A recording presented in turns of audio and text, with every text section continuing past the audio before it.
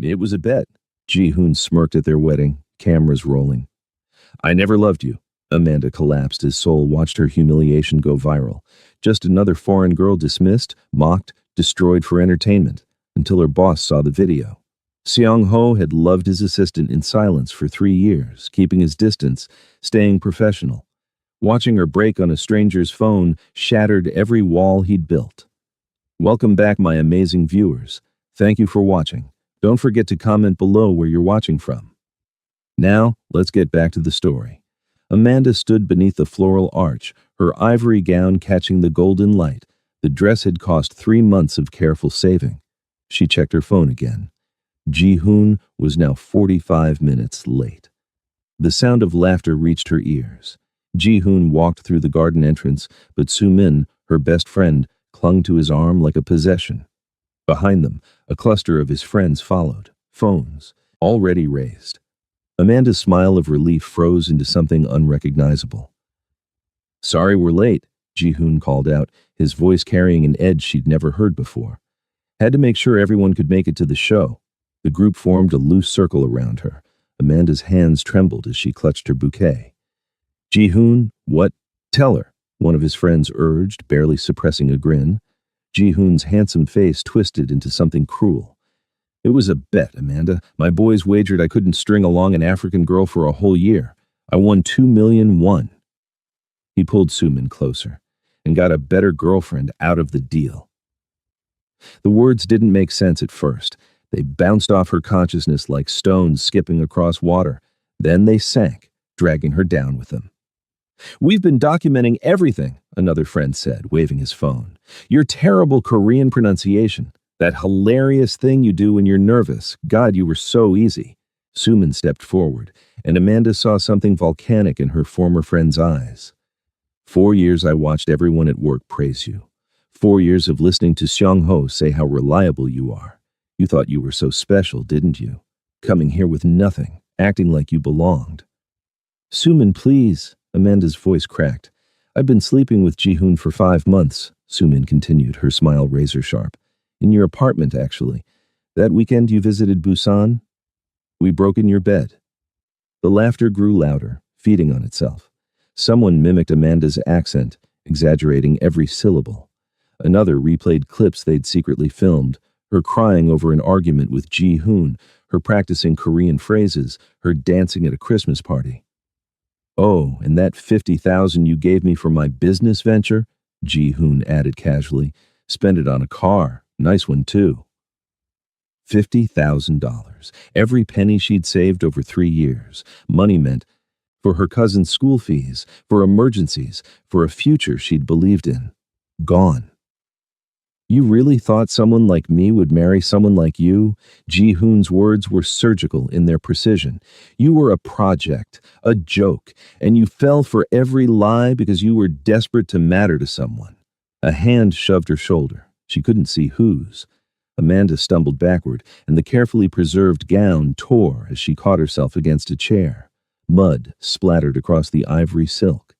The world tilted sideways, her chest constricted, each breath a battle against rising panic. 4 years of friendship, built on calculated deception. 18 months of love, choreographed cruelty. Every gentle touch, every whispered promise, lies wrapped in prettier lies. Her knees hit the white runner. She couldn't feel them. The phones formed a constellation of gleaming eyes above her, recording, always recording. Their laughter became a physical thing, pressing down on her shoulders. This is gold, someone said. Hashtag heartbreak. Hashtag catfished. Hashtag... The garden spun. Amanda's vision darkened at the edges. She heard herself making sounds. Not quite crying, not quite breathing. Just the raw noise of something breaking. Within 30 minutes, the video was everywhere. African bride scam trended nationally. Comments multiplied. She deserved it for being so stupid. Why would she think a Korean man would actually marry her? Some defended her, but their voices drowned in the flood of mockery. Across Seoul, in a glass-walled conference room, Dae-jung scrolled through his phone during a tedious contract negotiation. The trending video auto-played. He recognized the garden, then the dress, then the woman collapsing in it. Amanda. Quiet Amanda, who remembered his daughter's nut allergy, who'd stayed late helping audit the charity accounts. His blood crystallized in his veins. He burst into Xiang-Ho's office without knocking. "Boss, you need to see this. Now?" Xiang-Ho's eyes was fixed on Dae-jung's phone screen, watching the video play through once. His expression remained perfectly neutral, the same mask he wore during hostile negotiations, during confrontations with rivals who'd miscalculated badly. "Play it again," he said quietly. Dae-jung hesitated. "Boss, maybe again." The second viewing crystallized something cold and terrible in Xiang-Ho's chest. He watched Amanda collapse, watched the phones circling like vultures, watched her break in real time for the entertainment of strangers. For 3 years, she'd sat 20 feet from his office door. 3 years of her arriving 15 minutes early, staying late without complaint, remembering every employee's birthday with handwritten cards.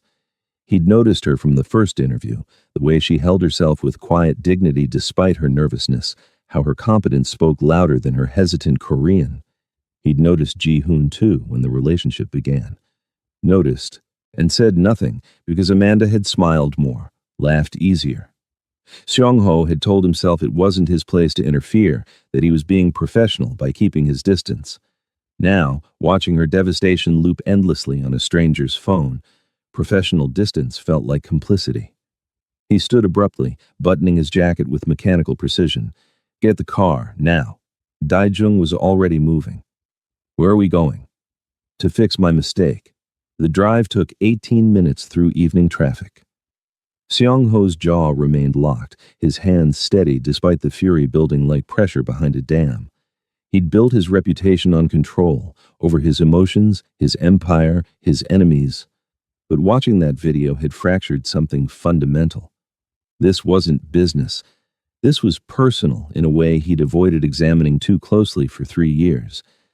They found her exactly where the video's geotag had indicated. The garden venue looked obscene in the fading light. It's romantic. Trappings mocking the woman sprawled on the white runner. Amanda's dress, that beautiful ivory gown, was torn and mud-stained. Her breathing came in shallow gasps, her eyes unfocused. Nearby, Ji-hoon's group posed for selfies, their laughter grating against Xiang-Ho's eardrums like metal on bone. His entrance created a ripple of silence. The smart ones recognized him immediately and stepped back instinctively. In Seoul's particular ecosystem of power and money, Xiang-Ho occupied a tier where even mentioning his name required caution. His legitimate businesses provided cover for operations that existed in moral gray zones, and his reach extended into places polite society preferred not to acknowledge. Ji-hoon, flushed with alcohol and the intoxication of cruelty, didn't possess his friend's survival instincts. "Can we help you?" Ji-hoon's tone carried practiced arrogance, the confidence of someone who'd never truly faced consequences. Xiang-Ho's voice emerged soft, deadly. "You filmed this? You humiliated one of my people and broadcast it for entertainment?" Understanding flickered across several faces. People began edging toward exits. Ji-hoon laughed, the sound false even to his own ears. "Come on, it was just a joke, man. No harm done.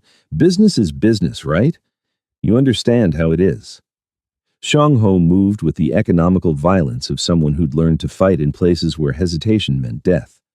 His hand closed around Ji-hoon's throat. Ji-hoon's eyes bulged, his hands scrabbling uselessly at Xiang-Ho's grip. "Give me one reason," Xiang-Ho whispered, his face inches from Ji-hoon's purpling features, "why I shouldn't break every bone in your worthless body."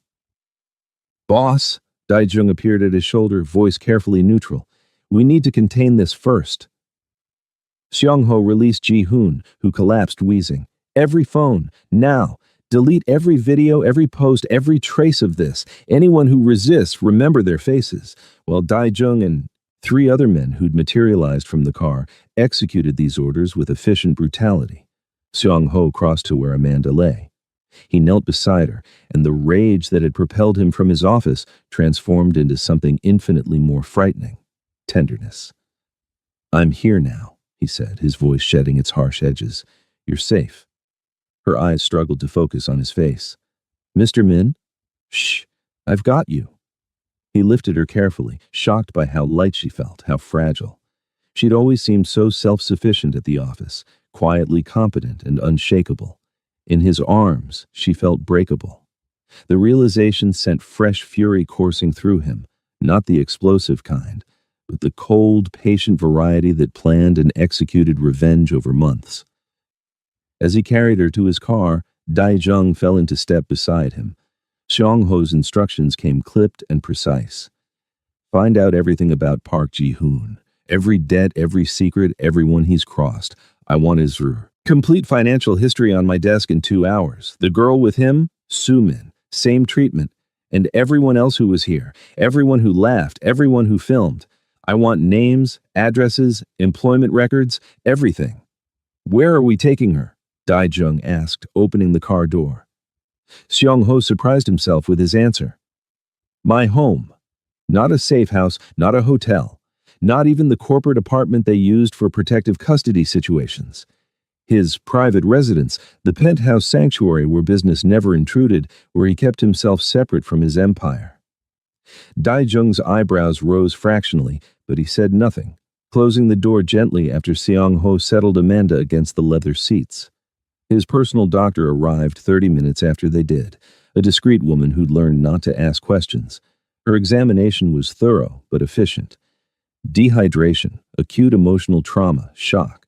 Physically, she's stable, but emotionally, she trailed off, meaningfully. I've given her something to help her sleep. She needs rest more than anything. After the doctor left, Xiangho stood in the hallway outside his guest room, staring at his hands. They trembled slightly, not with rage anymore, but with a ghost of how close he'd come to losing something he'd never allowed himself to reach for. 3 years of professional distance, of telling himself that his position made any approach inappropriate, that she deserved better than the moral complexities of his world. Now she lay broken in his guest room because he'd been too much of a coward to warn her about Ji-hoon. The files Daijung delivered were comprehensive. Park Ji-hoon's life unfolded in spreadsheets and bank statements, a trust fund baby who'd burned through his inheritance on gambling and bad investments, propping up his lifestyle with increasingly desperate loans. His company existed more as fiction than reality, leveraged beyond sustainability. He owed money to people who made Xiangho look merciful. And there, buried in the financial records, multiple transfers totaling 50,000 from Okafor. Amanda had been funding his delusions. Xiangho felt something crack in his chest. He made phone calls through the night, his voice calm and surgical. Each conversation planted seeds that would bloom into Ji-hoon's systematic destruction. By dawn, he'd set wheels in motion that would grind slowly but thoroughly. As sunlight painted the city gold, Seong-ho returned to the guest room. Amanda slept deeply. Tear tracks dried on her cheeks, one hand curled near her face like a child seeking comfort. He lowered himself into the chair beside her bed, studying her face in the gentle light.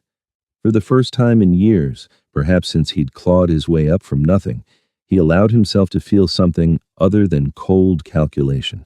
He allowed himself to care, to hope, to imagine a future where she might look at him without seeing a rescuer or an employer, but simply a man who'd loved her quietly from a distance for far too long.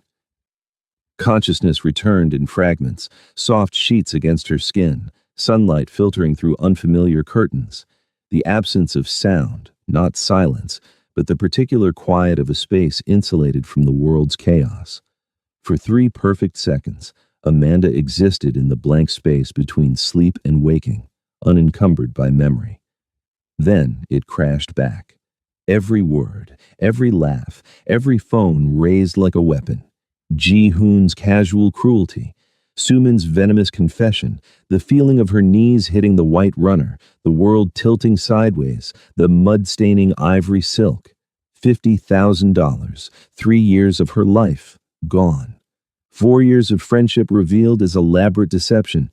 18 months of love exposed as a bet, a joke, a game played for pocket change and entertainment. Amanda curled into herself, drawing her knees to her chest. The tears came silently, soaking the pillow, her body shaking with the effort of keeping the sobs contained. She'd learned early that loud grief attracted attention, invited questions, demanded explanations. Better to break quietly, to shatter where no one could see the pieces. A soft knock interrupted her dissolution. She didn't respond, couldn't, but the door opened anyway. Xiang-ho entered carrying a lacquered tray, tea in a delicate ceramic pot, rice porridge, sliced fruit arranged with careful precision. He set it on the bedside table and settled into the chair across from the bed, maintaining deliberate distance. In 3 years of working for him, she'd never been this physically close for this long. At the office, he was a presence glimpsed through glass walls, a voice delivering instructions through Daijung, a signature on her paycheck. Here, in the morning light of his guest room, she noticed details she'd missed, the faint scar across his jawline, the way his hands, large and capable, moved with unexpected gentleness. The exhaustion etched around his eyes, suggesting he'd slept as poorly as she had. "You're safe here," he said quietly, "for as long as you need." Amanda's voice emerged raw, unfamiliar to her own ears.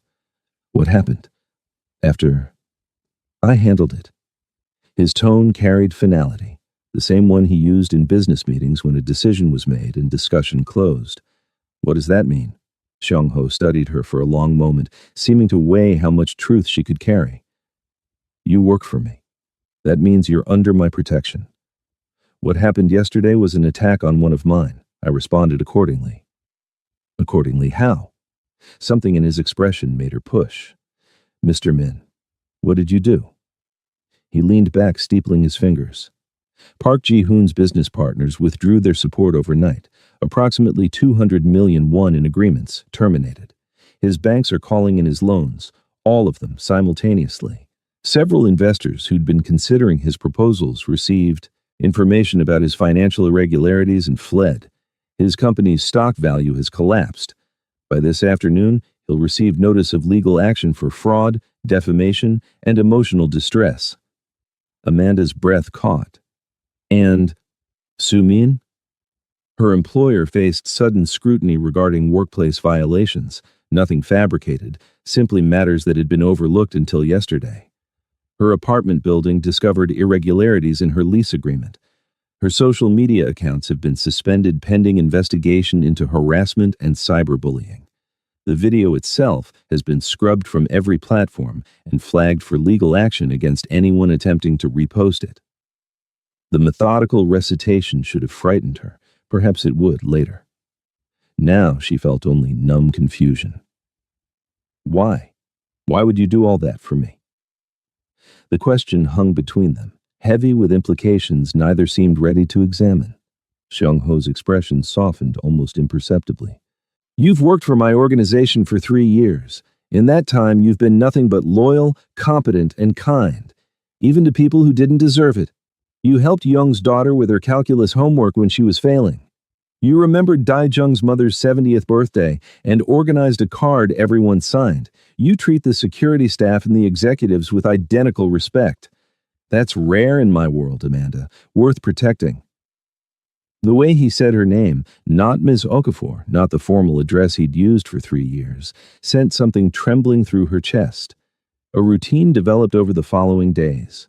Xiang-ho checked on her regularly but never hovered, respecting the invisible boundaries of her grief. He ensured she ate, arranged whatever she needed, but gave her space to process the wreckage of her life.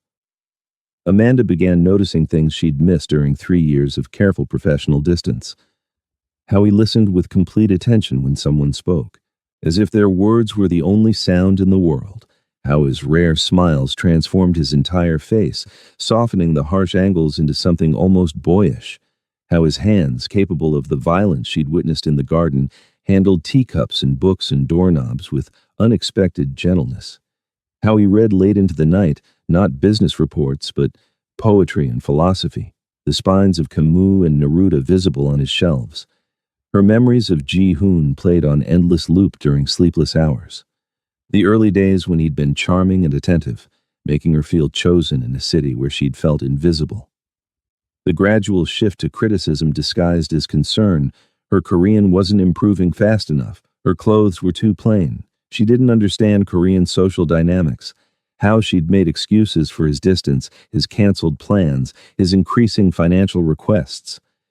Investing in their future, he'd said, and she'd believed him, because the alternative was admitting she'd been catastrophically wrong.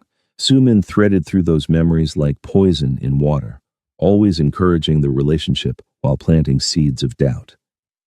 Ji-hoon seemed stressed. Maybe you should give him more space. Korean men can be hard to read. You have to be patient. You're so lucky he doesn't care that you're different. How had she not seen the malice disguised as friendship? One evening, the weight became unbearable. Amanda found herself in Seong-ho's private garden, a pocket of green impossibly transplanted into the city's steel and glass heart. She collapsed onto a stone bench and broke completely, sobs finally escaping the careful control she'd maintained. 4 years in Seoul, and she was exactly where she'd started, alone, with nothing, belonging nowhere. She didn't hear Seong-ho approach. He simply appeared beside her, and after a moment's visible hesitation, sat down.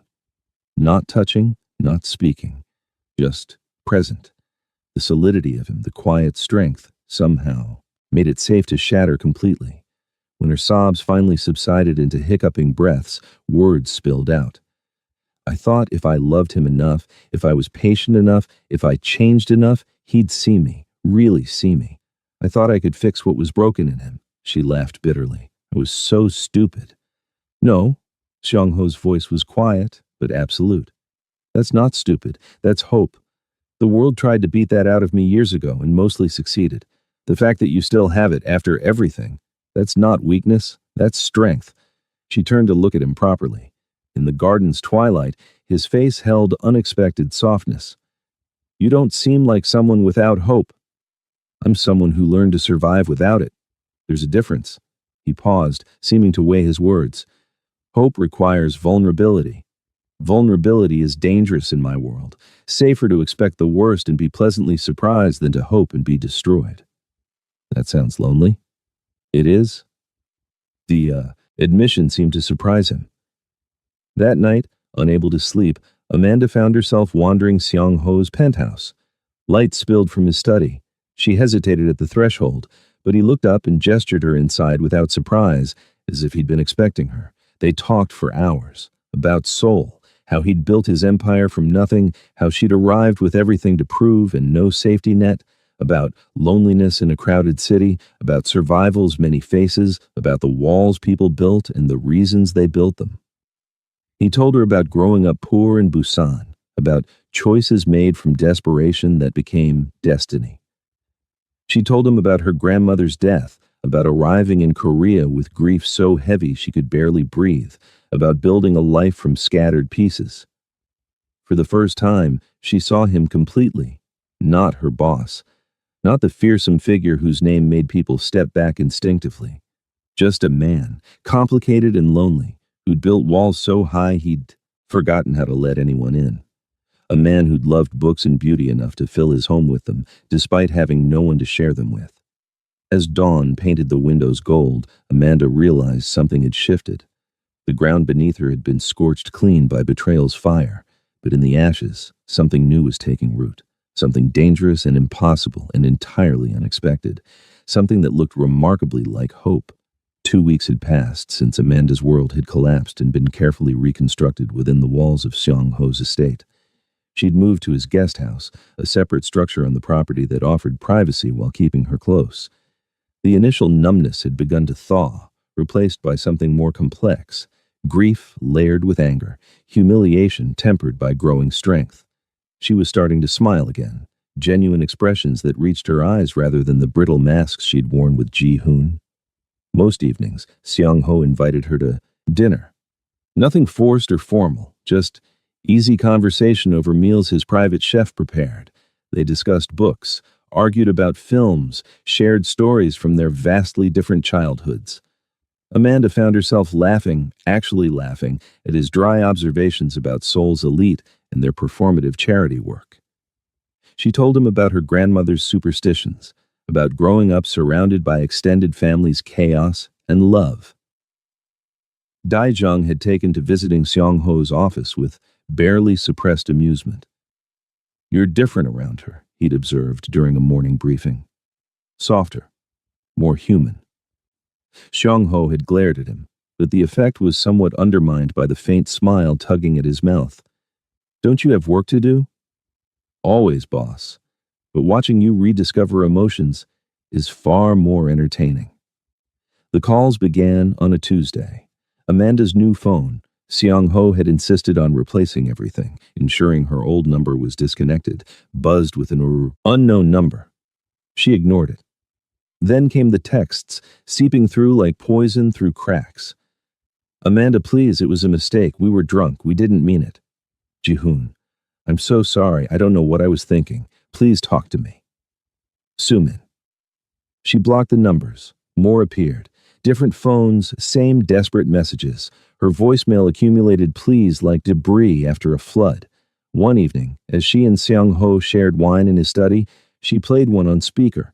Xiang-Ho had been reading, but set down his book as Sumin's voice filled the room.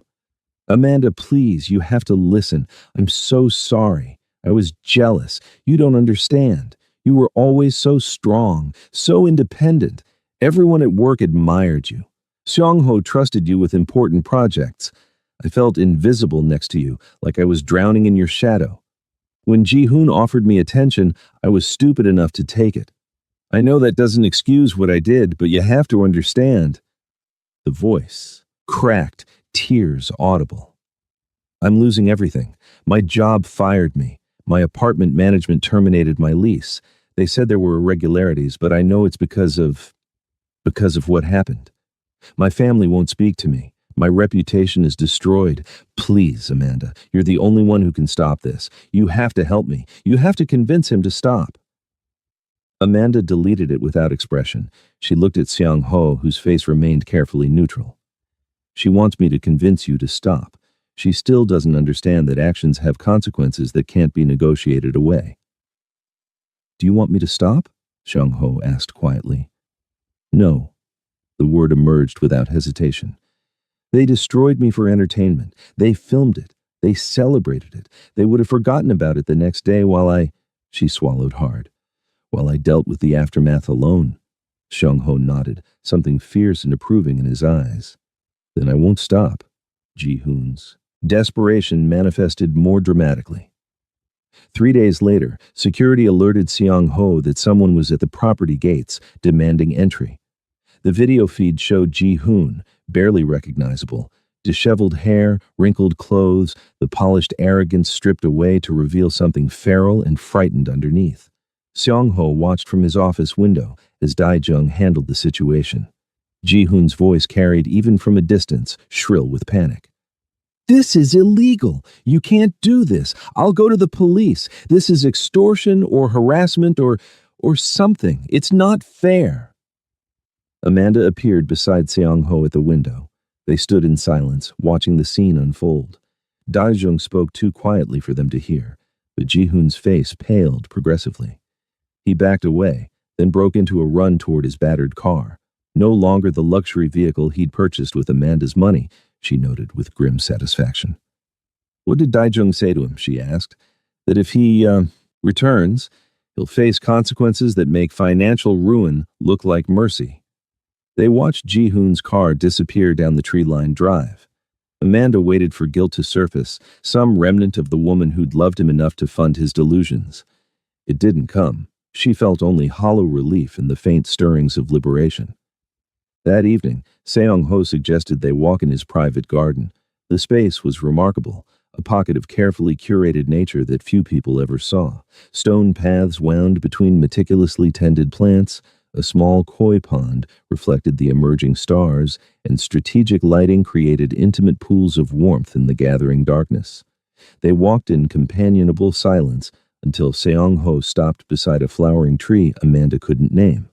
His hands were clasped behind his back, his posture carrying visible tension. "I need to tell you something," he began. "I've been wanting to say it for a while, but the timing was never right.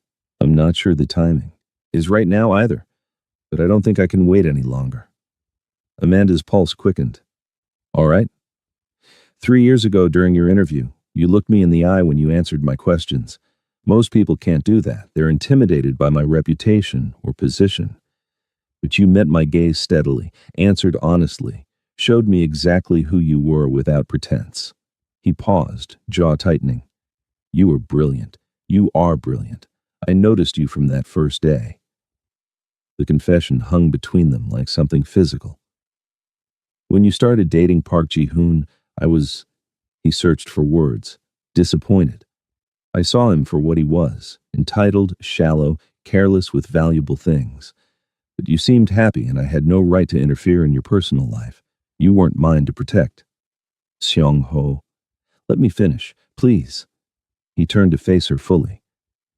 When I found out you were getting married, I was in Busan for a business meeting. Daijung had to physically stop me from leaving early. He reminded me that you'd made your choice, that inserting myself would be inappropriate and selfish. His hands clenched.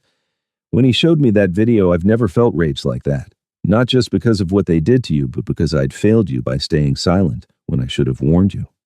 Amanda's breath caught. You had feelings for me. I have feelings for you. The correction was immediate, precise. Present tense. I'm not good at this, at being open, at being vulnerable. My world doesn't encourage it. Vulnerability gets you killed, or worse. But you deserve honesty, even if it's uncomfortable for me to give. He took her hand carefully, as if it were something precious and fragile.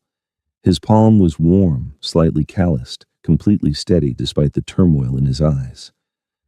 I'm not asking for anything. You've been through trauma. You need time to heal, to figure out who you are outside of what they tried to make you. I just needed you to know that what Ji-hoon said, that you're not worthy of love, that you should feel grateful someone like him would pretend to want you, it's a lie. His thumb brushed across her knuckles. You're remarkable, Amanda. You're kind without being weak, strong without being hard, hopeful despite every reason not to be. Those qualities are rare, precious. Amanda stood frozen, processing.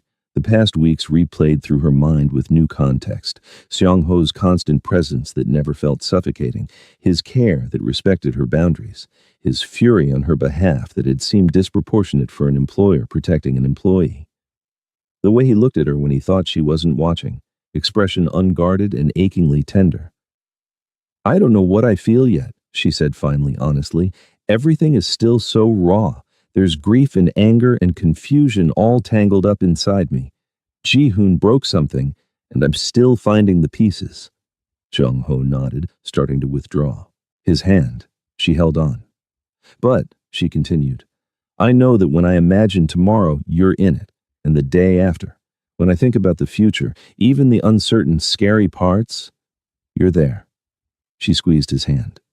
You make me feel safe, not just physically, but emotionally. Like I can be broken and healing and confused, and that's okay. It is okay, he said softly. Can we just see where this goes? No pressure, no expectations about timelines or outcomes, just us figuring it out together. Is that enough for now? Seong-ho's smile was slow, transforming his face into something younger, less guarded. That's everything. They sat on a stone bench beneath the stars, hands linked, both terrified and hopeful about what came next. Amanda leaned her head against Seong-ho's shoulder. He went very still, then carefully shifted to accommodate her weight. They stayed that way for a long time, breathing in sync, hearts beating separate rhythms that were slowly learning to harmonize. 1 month after the garden, Amanda returned to work. Seong-ho had restructured her role during her absence. She now managed legitimate business accounts and oversaw the organization's charity initiatives, carefully insulated from the shadowy operations that funded his empire. The change had been presented as promotion rather than protection, though they both understood the truth. Her colleagues welcomed her back with surprising warmth. The video had gone viral, yes, but so had whispered stories of Seong-ho's retaliation. Ji-hoon's complete destruction had become legend in Seoul's business circles, a cautionary tale about touching what belonged to Seong-ho. No one mocked her now. Some even approached with quiet solidarity, sharing their own stories of betrayal and survival. People respect survivors, Dai Jung told her over coffee, and they fear Seong Ho. The combination makes you essentially untouchable now. It should have felt uncomfortable, being defined by someone else's power. Instead, Amanda found it oddly liberating, a shield she could stand behind while rebuilding herself.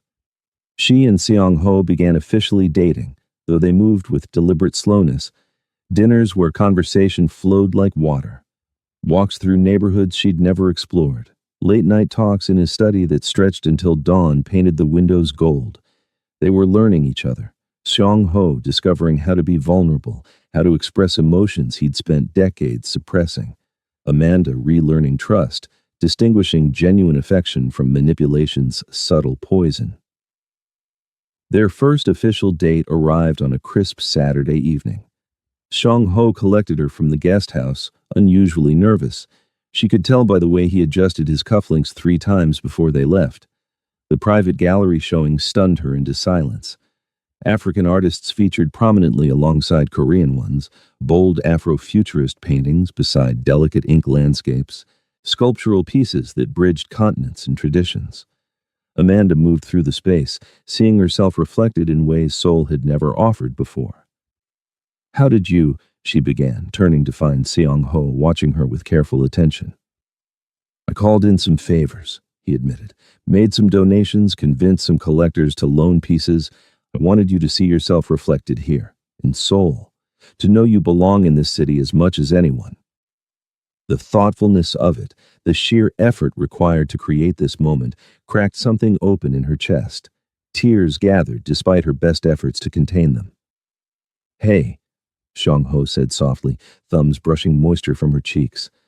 "Did I miscalculate? I thought, no, it's perfect. You're perfect." She laughed wetly. "I'm crying because I'm happy, which feels miraculous considering where I was a month ago."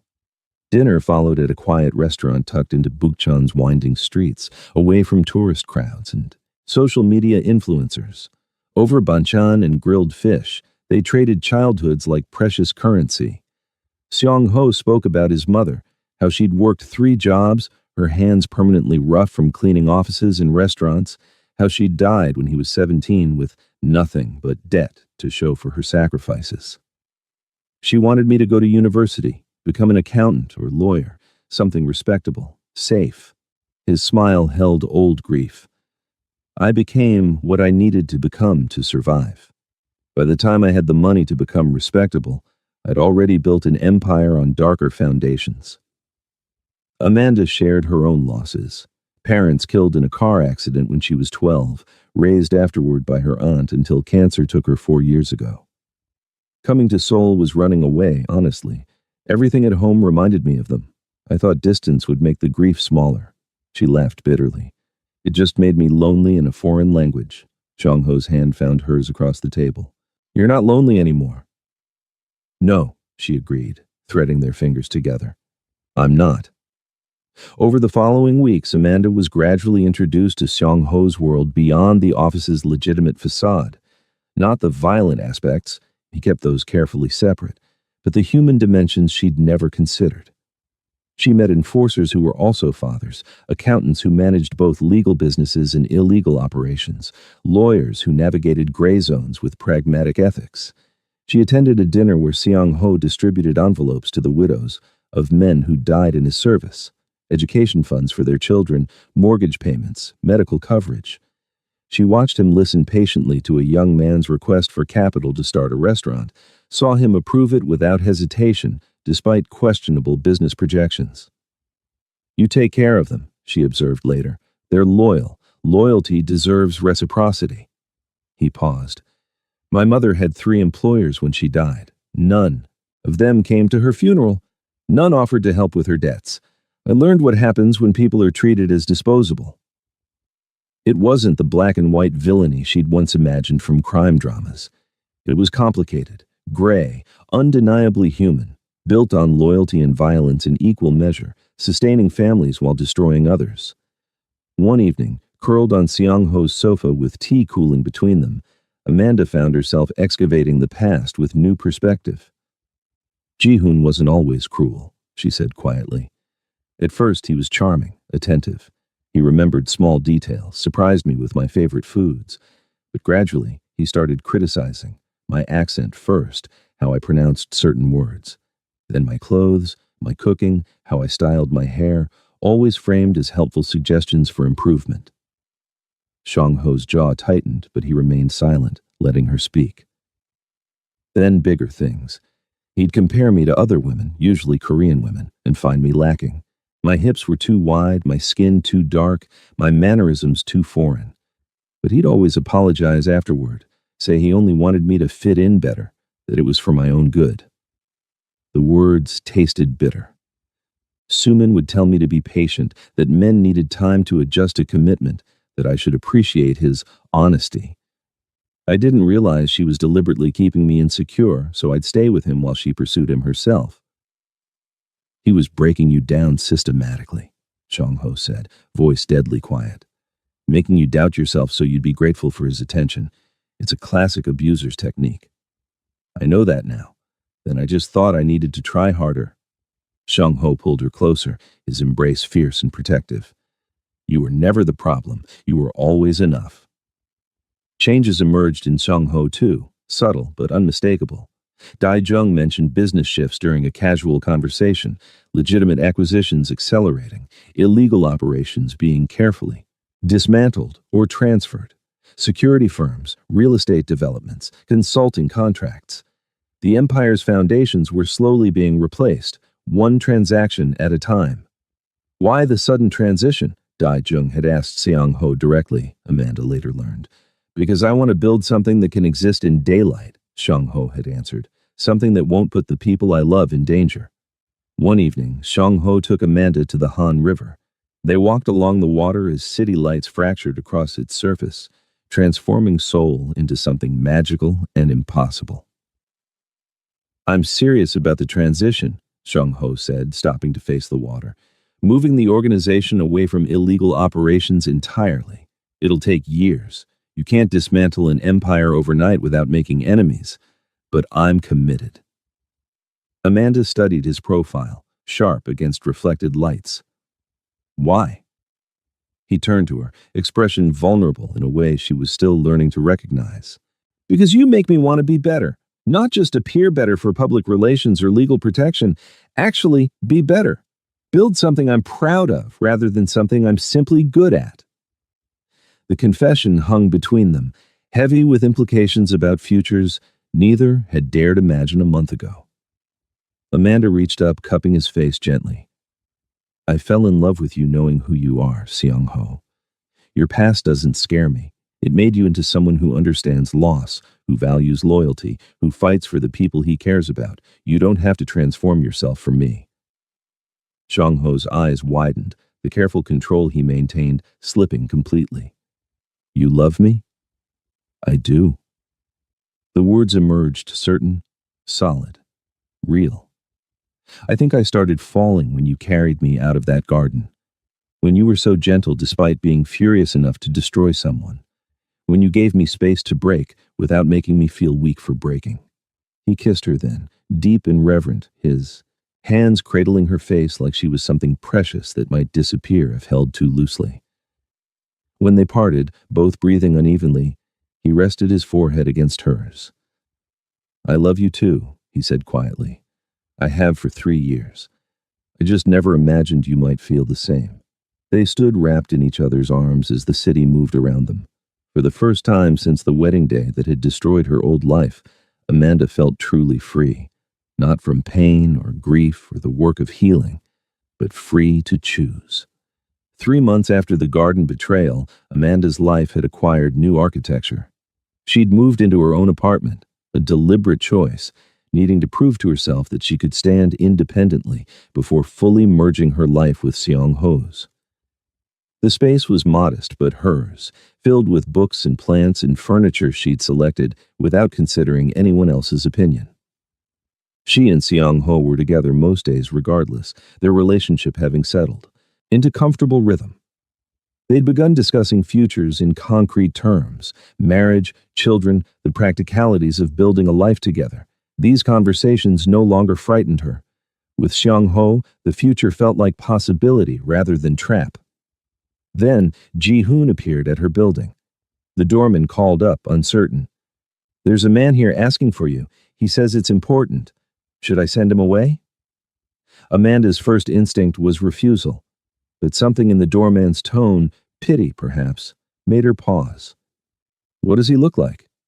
"Honestly, ma'am, not well." She found Ji Hoon in the lobby, and the doorman hadn't exaggerated. He was gaunt, hollow-eyed, wearing clothes that hung loose on his diminished frame. The arrogant posture had collapsed into something defeated. He looked up when she approached, and she saw genuine desperation in his face. "Please," he said quietly. "Just 5 minutes, then I'll leave and never contact you again." Against every instinct, screaming warnings, she nodded. But first, she stepped aside and called Xiang Ho. He answered on the first ring. "Ji Hoon is here," she said without preamble. "I'm going to hear him out. Can you come?" "I'm already in the car." Of course he was. Xiang Ho always seemed to know when she needed him. "Don't go anywhere private with him. Stay in the lobby." He arrived within 7 minutes, traffic laws clearly optional when his woman called. Amanda saw him enter through the glass doors, saw the doorman's posture straighten instinctively. Xiang Ho positioned himself near the elevators, visible but not hovering, his presence both protection and permission. Amanda turned back to Ji Hoon. "You have 5 minutes." "I'm sorry." The words emerged raw, unpolished. "I know I can't undo what I did. I know an apology is insulting given the scope of my betrayal. But I need you to know." He swallowed hard. "It started as a game. A stupid, cruel bet born from boredom and privilege. But somewhere along the way, I developed real feelings, genuine feelings for you."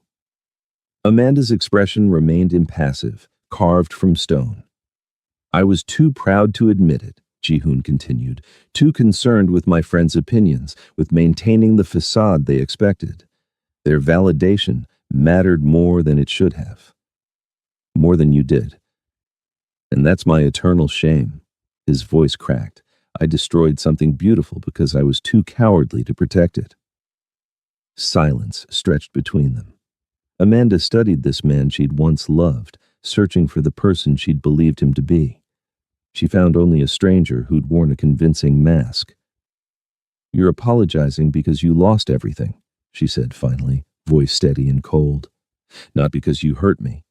If your plan had worked, if Xiang Ho hadn't intervened, you'd still be laughing about it with your friends. You'd still have my money. You'd still be treating me like a joke." Ji Hoon flinched but didn't argue.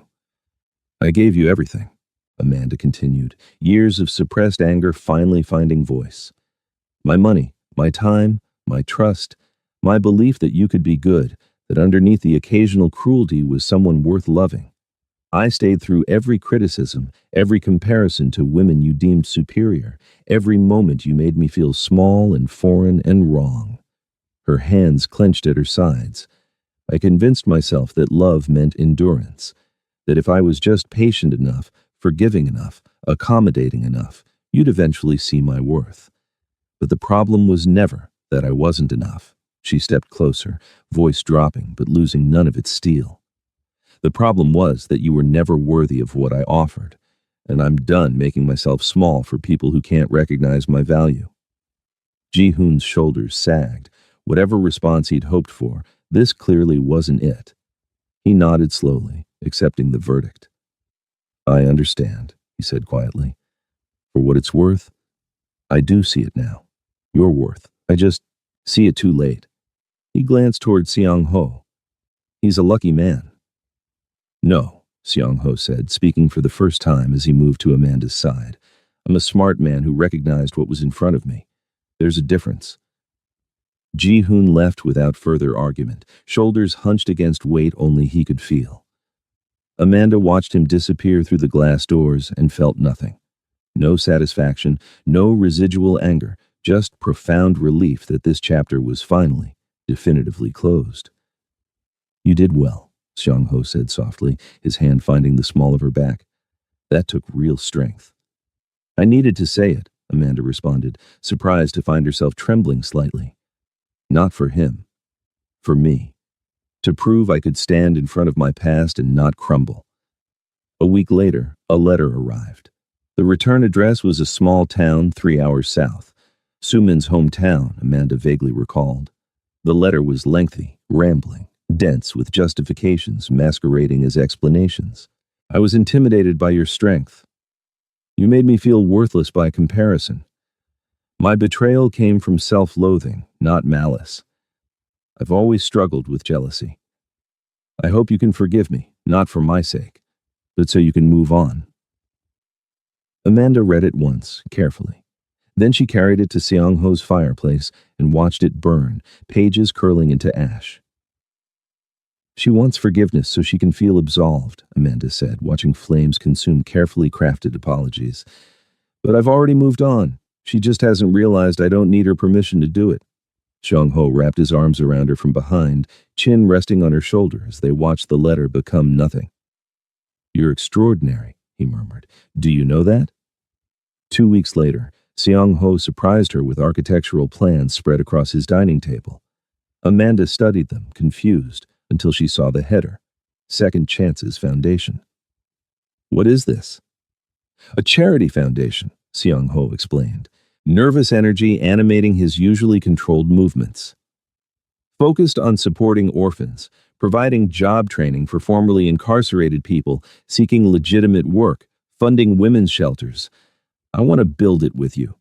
Create something good together, something that helps people like us, people who needed a second chance but didn't always get one.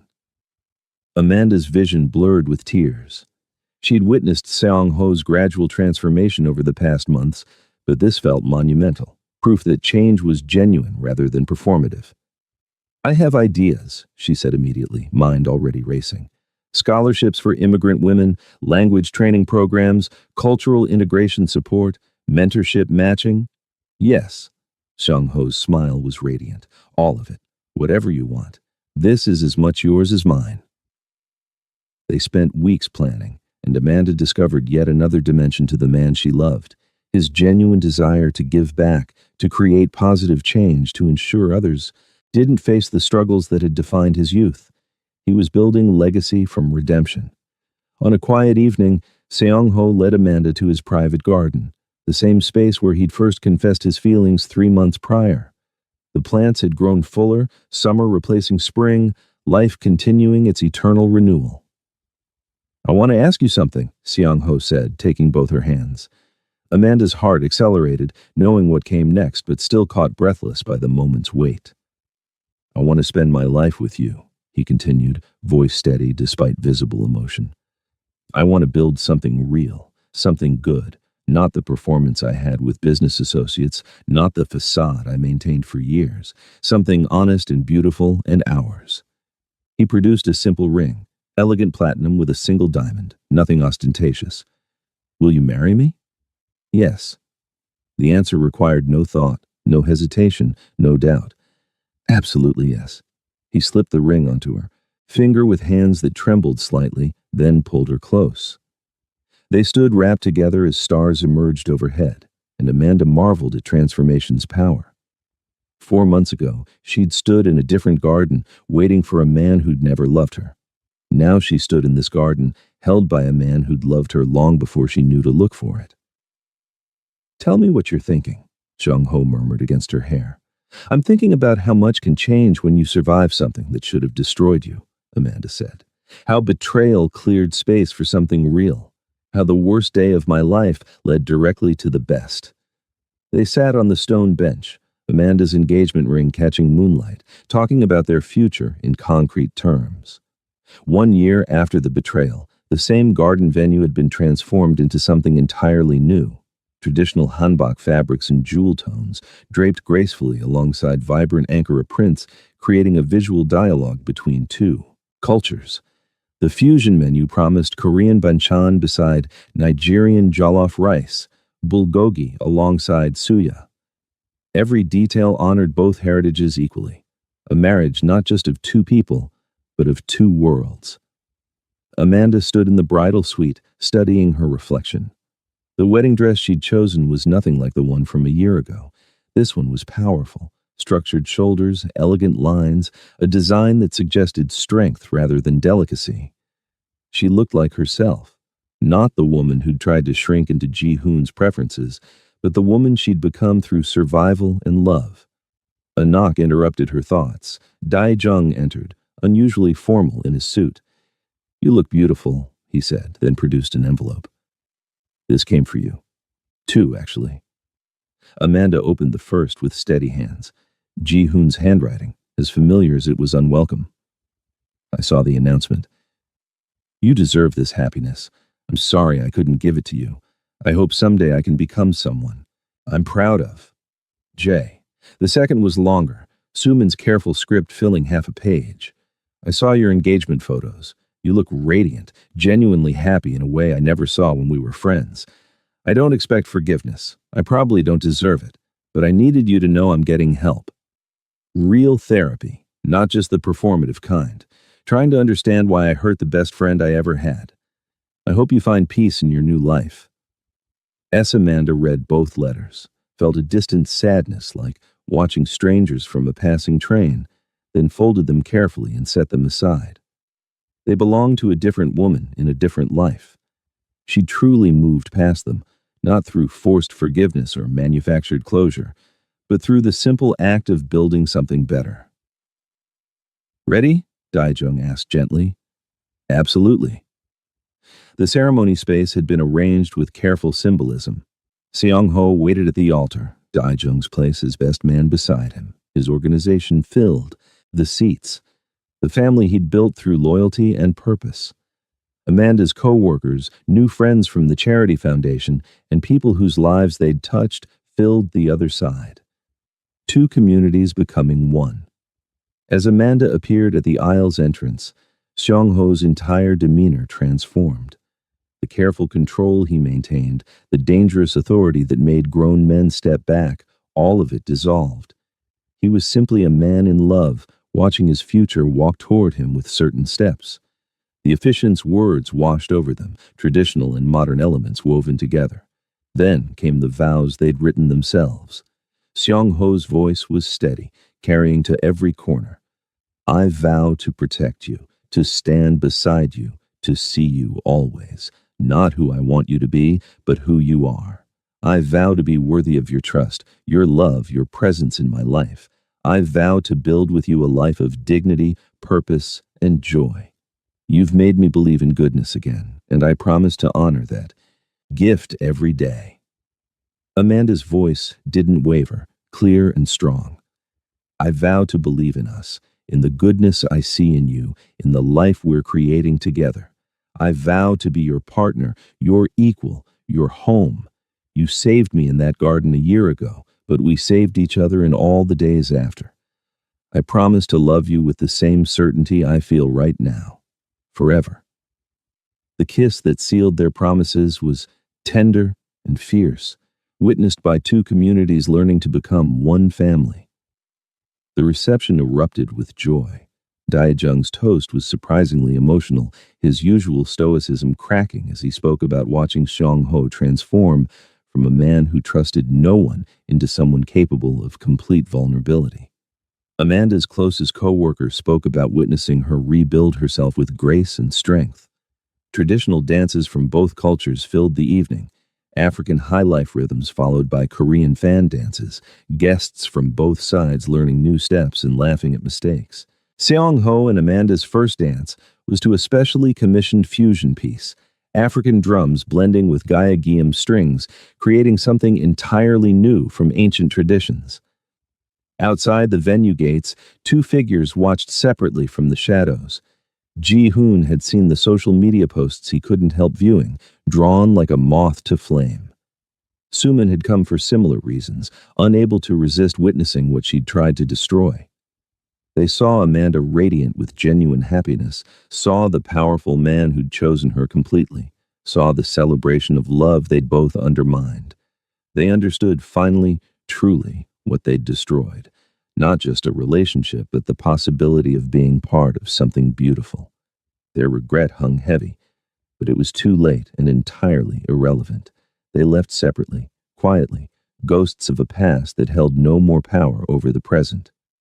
Inside, the celebration continued. Late in the evening, Seong-ho took Amanda's hand and led her away. From the crowd to the garden's quiet corner, the exact spot where she'd collapsed a year ago, dress torn and heart shattered. "I was so broken here," Amanda said softly, staring at the white runner that had witnessed her devastation. "I felt like my life was over, like I'd never recover from what they'd done." Seong-ho pulled her close, his arms secure around her waist. "Your life was just beginning. You just didn't know it yet." She leaned into him, feeling the steady beat of his heart. "We were both beginning, really, learning how to be whole instead of just surviving." Fireworks suddenly exploded overhead. Dai Jung's surprise later explained with uncharacteristic sheepishness. Colors cascaded across the sky, reflecting in Amanda's eyes as she tilted her face up to Seong-ho's. "I love you," she said, simple and complete. "I love you too," he replied. "Thank you for letting me." They kissed as fireworks painted the night in brilliant colors, two people who'd found each other in betrayal's aftermath and built something impossibly beautiful from the ashes. The garden that had witnessed Amanda's destruction now witnessed her triumph, not over those who'd hurt her, but over the pain itself. She'd survived, she'd healed, she'd learned to trust again, and in doing so, she'd found love more real than any fairy tale promised, complicated, hard-won, and absolutely worth every moment of the journey. As the last firework faded and guests' cheers echoed through the garden, Seong-ho and Amanda stood wrapped together, no longer defined by their pasts but empowered by them. They'd taken their broken pieces and created something whole, something beautiful, something entirely their own. The garden held both stories now, the ending and the beginning, the betrayal and the love, the devastation and the triumph. And in holding both, it became sacred space where transformation lived.